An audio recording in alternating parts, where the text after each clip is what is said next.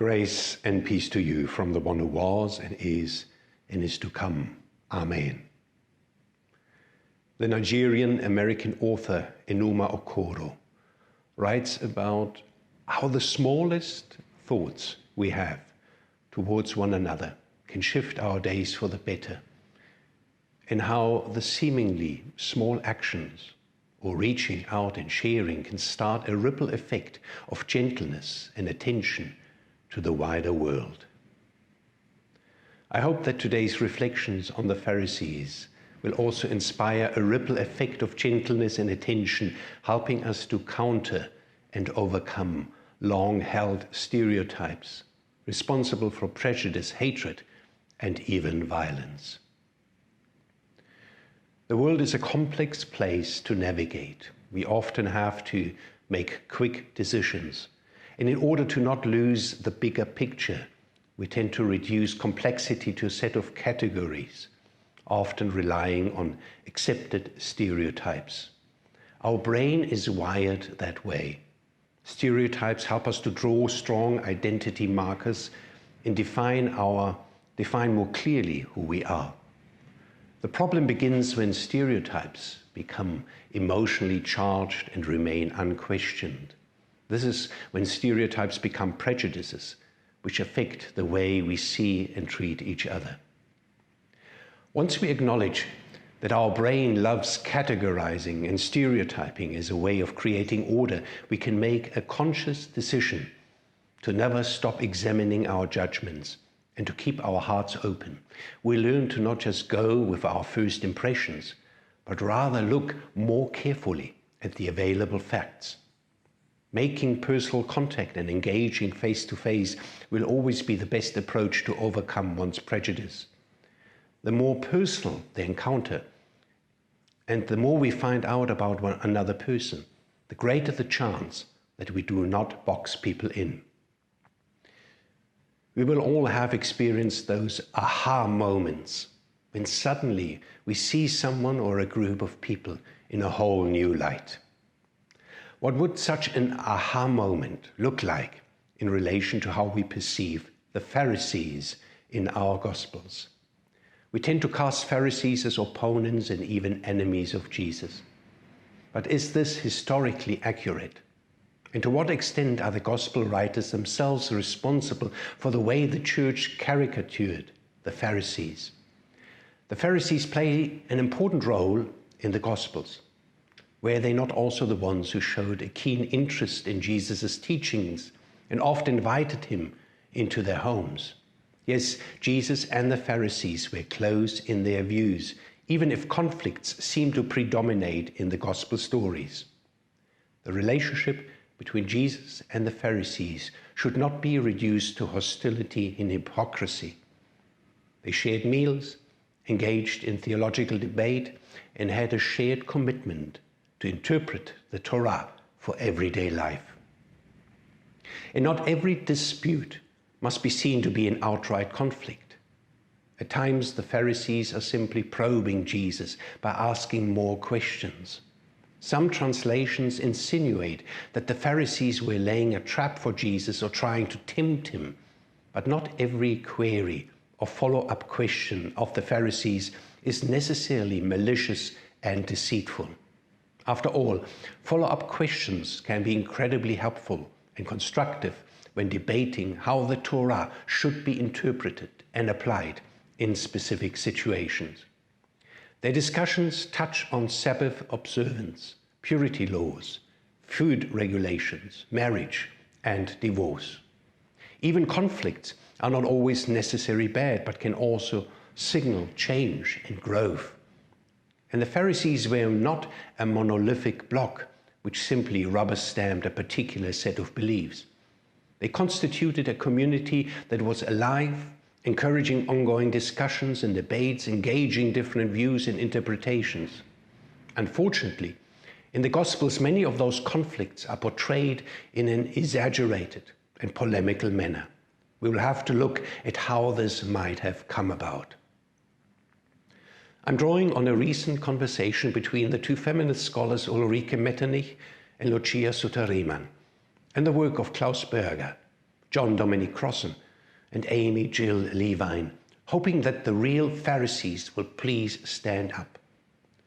To start with, we have to acknowledge that in much of the Christian imagination, beginning with the Gospels, the Pharisees represent hypocrisy, misogyny, elitism, xenophobia, the letter of the law rather than the spirit, and generally everything that Christians, and by extension everyone, does not like.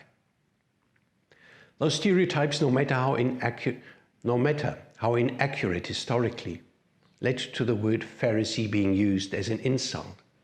In the Gospels, they are being portrayed as focusing on pious appearance and only being outwardly interested in the law, lacking honesty, compassion, and the ability to love and care for others. For many modern Jews, this view of Pharisees is highly offensive and considered anti-Semitic slur, especially if we take into account that the Pharisees were the founders of Rabbinic Judaism. The anti-Jewish tendency of Christian theology as early as the 2nd century also contributed to such gross oversimplifications. A historical reconstruction of the Pharisaic movement is very difficult if we consider the rhetorical polemic in our Gospels, which is informed by well-known templates of philosophical anti-sophist polemic against false teachers. The use of popular cliches to discredit another group is driven by a desire to establish one's identity through clear demarcations. The stereotype of performance-driven Pharisees who are only concerned about a superficial piety have remained persistent up to this day. Such polemic is aided by the increasing tendency in the Gospels to lump all Jews, Pharisees, Sadducees, scribes, elders, the people of Capernaum, Bethsaida, and Chorazin, this generation, the Jews, into a united front against Jesus and his followers. What readers tend to overlook and miss is that the New Testament text witnessed to an inner Jewish debate in which both parties wrestle with an appropriate understanding of the Torah. There were historical disagreements between Jesus and the Pharisees, but over time, the division between the communities of Jesus' followers and the Pharisees will have become more intense. According to Amy Jill Levine, we can track an increase in anti-Pharisaic rhetoric as we move from Mark to Matthew to John. These Gospels were written at least a generation after the death of Jesus. By the time we arrive at John's Gospel, the latest of them, the anti-Pharisaic rhetoric, has become fully anti-Jewish. These later developments will explain why there are very striking inconsistencies within one and the same Gospel. For example, in chapter 5 of the Gospel of Matthew, we encounter a Jesus who summons his followers to not call people's names and to love even their enemies. You have heard that it was said to the people long ago, "You shall not murder, and anyone who murders will be subject to judgment." But I tell you that anyone who is angry with a brother or sister will be subject to judgment. Again, anyone who says to a brother or sister, "Raka," is answerable to the court, and anyone who says, "You fool," will be in danger of the fire of hell. But by the time we arrive at chapter 23 in the same Gospel of Matthew, we encounter Jesus who's calling the Pharisees all kinds of names: hypocrites, blind guides, whitewashed tombs, and finally a brood of vipers, which are going to hell. They are accused of killing and crucifying the prophets, sages, and teachers God sends. This is a radical change of perspective from the Jesus of the Sermon on the Mount. Who then changed their mind? Was it Jesus or Matthew and his community 40 or 50 years down the line?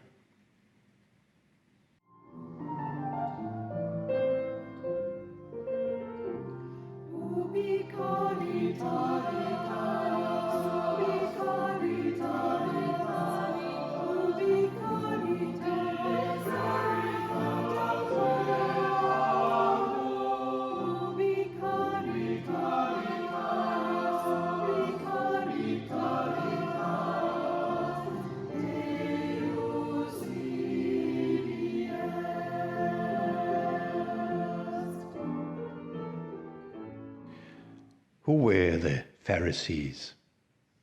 The earliest testimonies we have on the Pharisaic movement are from the Jewish historian Flavius Josephus and the New Testament writings.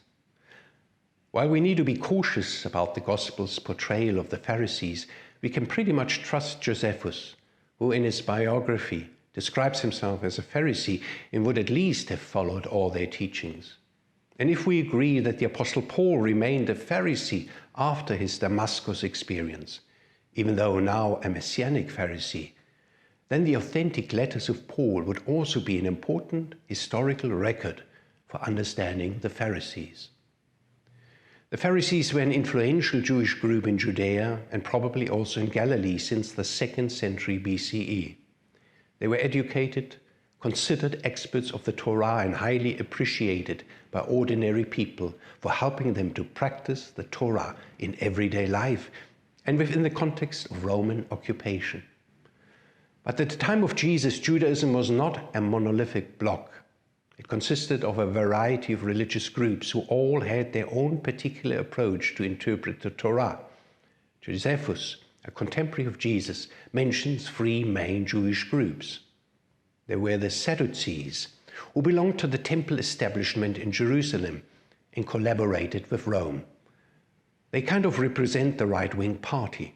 And then there were the Essenes, who withdrew into the desert and lived in more or less closed communities throughout Judea. They considered themselves to be the chosen ones, deeply critical of what they considered to be the corrupt temple establishment.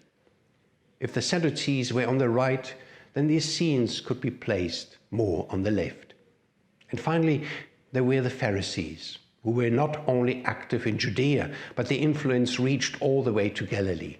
They claimed to represent the center and fought hard to hold the center. But what is it that probably made them the most popular religious movement? There are several aspects that made the Pharisees very respected teachers of the Torah. Their concern for practice, their flexibility in Torah interpretation, their living among the people rather than retreating to the Dead Sea, their reputation, according to Josephus, for living simply rather than ostentatiously, their egalitarian rather than inherited status. Held in high esteem by the population, they had disciples and shared meals with their students. Such table fellowship formed an important part of their ministry. They were critical of a too comfortable lifestyle and favored ascetic practice like fasting. Prayer was important to them, and cultic practices were performed according to their instructions. They treasured and conserved the tradition handed on to them from their fathers and mothers. These were instructions that were not written down in the law of Moses, but nevertheless considered authoritative and binding. These Pharisaic laws were not accepted by the Sadducees. And while the Pharisees believed in the resurrection of the dead, the Sadducees also rejected such belief. The Pharisees' belief of a bodily resurrection was grounded in a cosmic vision of universal judgment which would restore the victims of history and hold the perpetrators accountable. The Pharisees were committed to acts of justice in order to please God. They described their teaching and practices as the just path. They were known for being very meticulous and exact in observing the law. Just think about how they interpreted the purity laws and the observance of the Sabbath. But they were also known to be compassionate and lenient when it came to helping those who sinned to find their way back to God. The Pharisaic lifestyle was attractive to ordinary people. It helped them to manage and limit the strong influence of Roman culture on their lives and communities. What outsiders might have interpreted as being legalistic, for the Pharisees was a way of not conforming to Roman culture and preserving their own Jewish identity. Amy Jill Levine therefore notes, being intentional regarding diet and dress, observing the Sabbath, engaging in forms of worship, sanctifying daily life, concerns of the Pharisees and of the broader Jewish community, should be looked at not in terms of legal minutiae, but in terms of personal and communal spirituality, multiculturalism, resistance to Roman desires for empire-wide homogeneity. These practices helped the Jewish people to survive over 2,000 years. The Pharisees helped people to ground themselves in the Torah and find clear and reassuring direction and orientation in a context of Roman occupation and domination. The Romans expected absolute loyalty to the emperor, while the Pharisees' priority was to remain faithful to the Torah, condemning violence and deepening the belief in an Exodus God who would lead the enslaved and oppressed into freedom. How do you live your faith in a context of oppression? For example, in order to sanctify the Sabbath, the Jewish day laborers and slaves would have to take a break from their work and responsibilities. But the Roman world did not know such a day of rest. Another challenge was how to make sure that the food was kosher, prepared according to the rules of Torah. What should you do when you go to the market to buy meat of uncertain origin? Should one buy it because it is cheap, or rather not take any risks? Those questions were taken to the Pharisees, hoping to get an answer to what one should do as someone who wants to stay faithful to the Torah. What do you do when you don't have the money and time to attend the religious festivals in Jerusalem? How do you continue to put your trust in God when your children have to go to bed hungry? How do you remain faithful to a vision of light that goes against Rome's hierarchies? So how do you live and celebrate festivities when keeping the Sabbath was seen as an act of defiance and rebellion? Those who dared to stop working were heavily flogged. Did Jesus not also wrestle with the question of how to live the Torah in daily life within a context of occupation and oppression? Just think of Jesus' Sermon on the Mount. This must have sparked the Pharisees' interest in his teachings. We notice how the Pharisees kept inviting Jesus and his disciples into their homes, very often on a Sabbath. The conversations that might have started in the synagogue or the marketplace continued in their homes. We really have to reimagine Jesus' relationship and engagement with the Pharisees and recognize how complex and layered it will have been. The traditional stereotypes are not adequate and in fact misleading. Both Jesus and the Pharisees asked themselves how to manage living with dignity and remain loyal to God within a context of occupation and oppression. Given this exploitative context, the conversations between the Pharisees and Jesus would have always had political connotations. Apparent private and everyday matters became a question of survival and of how to preserve one's religious identity. Jesus and the Pharisees shared a lot of common ground, especially in their resistance against empire. In one instance, we even read about Pharisees looking after Jesus and warning him. There's a group of Pharisees warning Jesus of Herod's intention to kill him. They urge him to leave and move. They're clearly taking sides with Jesus in the context of him delivering a bold and radical vision of future justice. People will come from east and west and north and south and will take their place at the feast in the kingdom of God. Indeed, there are those who are last who will be first, and first who will be last. At that time, some Pharisees came to Jesus and said to him, "Leave this place and go somewhere else. Herod wants to kill you."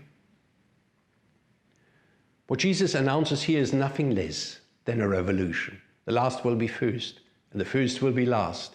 The Pharisees will have understood and affirmed Jesus' prophetic vision. But in the ears of the Romans, it will have sounded like an incitement to an uprising.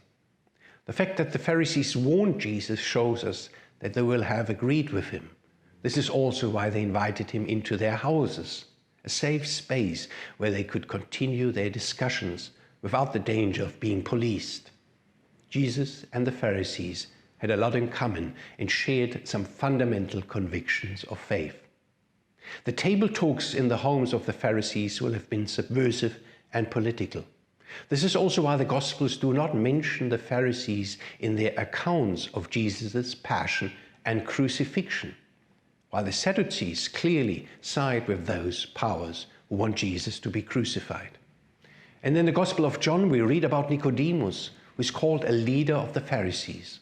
He does not only engage Jesus in a long conversation at night, but also speaks up on behalf of Jesus. And together with Joseph of Arimathea, Nicodemus entombs Jesus' corpse.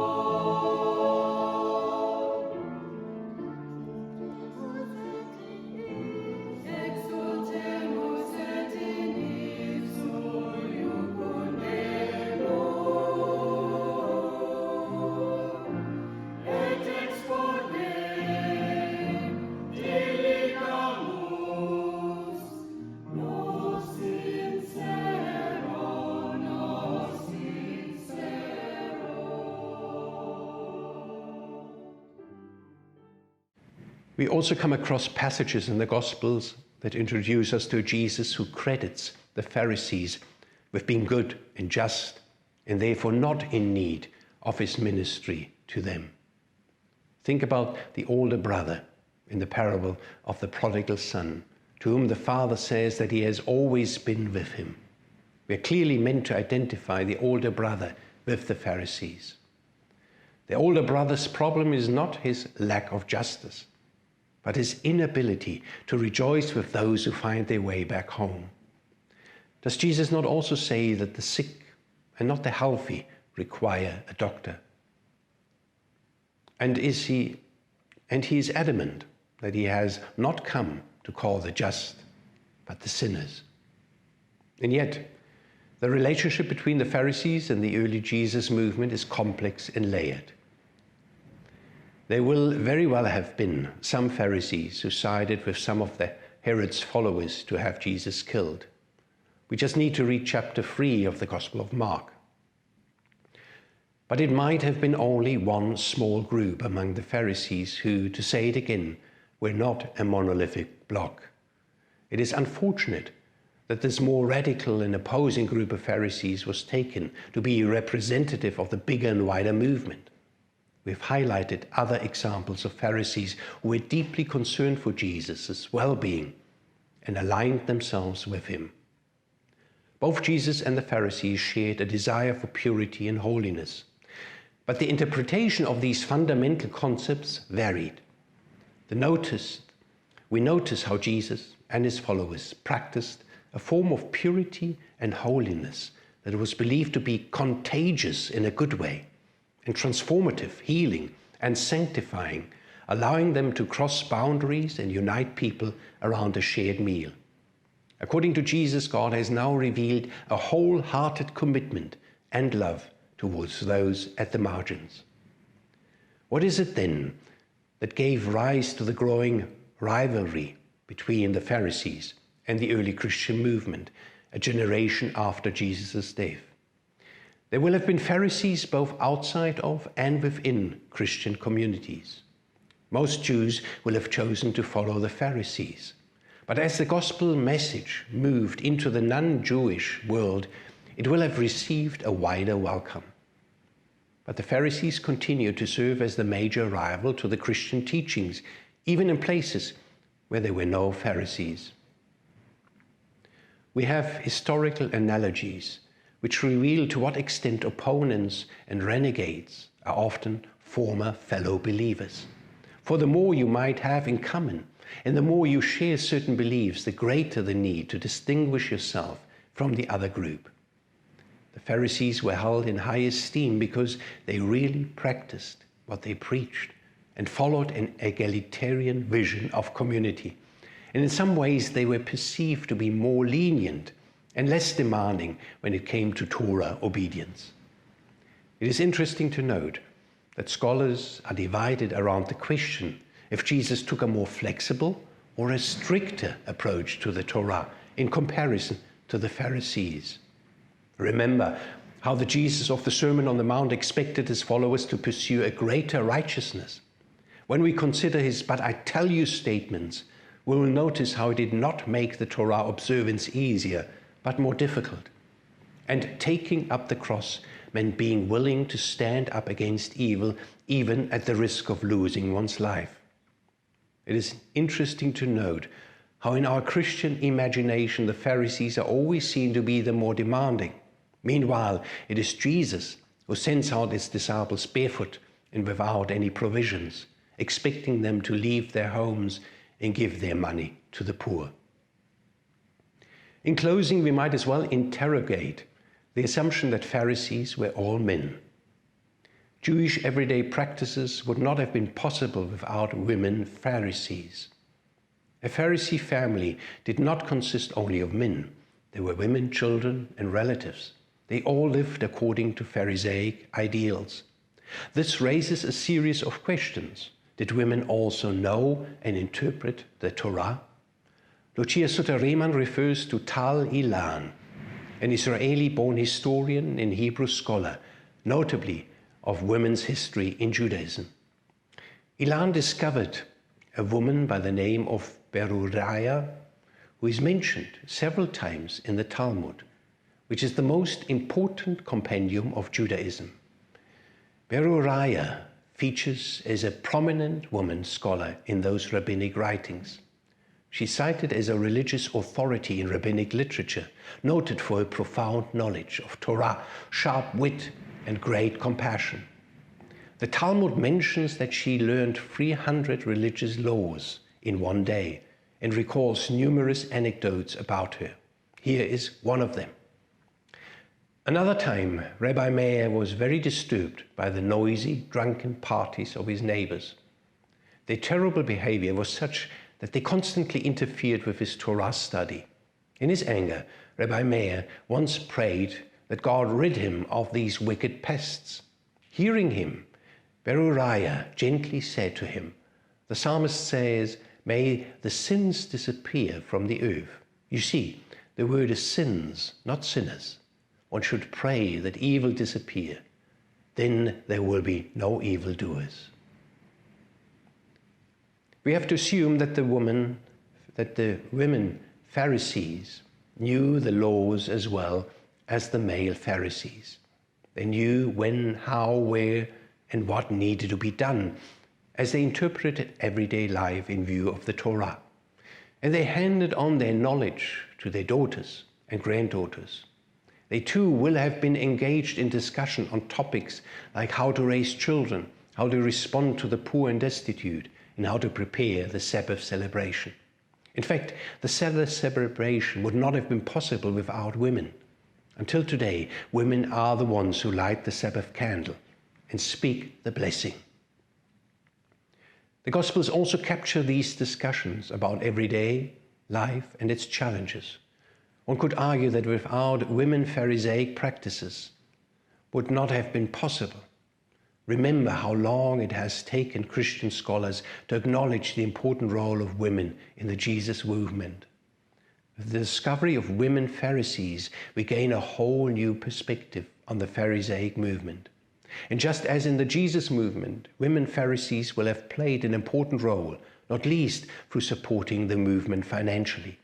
Slowly but surely, our image of Pharisees changes, becoming more diverse and real. It wasn't a movement of self-righteous men. Women also belonged to it, and they had the difficult task of living Pharisaic ideals in a very demanding context of Roman occupation and oppression. It is time to revise our understanding of Pharisees and challenge common held beliefs. We stop using Pharisee as a call-all term, catch-all term, in order to label, mock, ridicule, or silence someone as hypocritical, self-righteous, judgmental, moralistic, small-minded, legalistic, or superficial. It is because Jesus and the Pharisees had so much in common that they were engaged in the most heated debates. What would it do to our reading of the Testament, New Testament, if we began to think of Jesus, Paul, and the early Christians as Pharisees? We should try to avoid Pharisee as a derogative term. And Amy Jill Levine is right to say that Christians who seek to make Jesus look good by making the Pharisees, and by extension Judaism, look bad, are engaging in bad history, bad theology, and bad morality. So as you leave from here, God bless you with a faith and love as wide as the earth, as high as the stars, and as deep as the oceans. Amen.